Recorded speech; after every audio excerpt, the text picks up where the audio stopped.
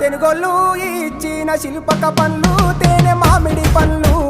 తీయంగా తిందామె తీరొక్క పండ్లు చిలక నేరేడి పండ్లు కాబోళ్ళు ఇచ్చిన మక్క కంకులు అవి పాల కంకులు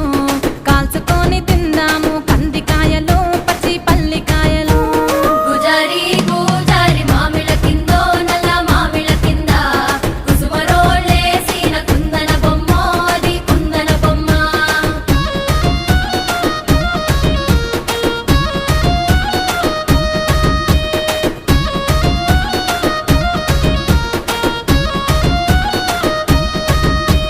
బెస్తోలు పెట్టిన పచ్చి చేపలు అవి వట్టి చేపలు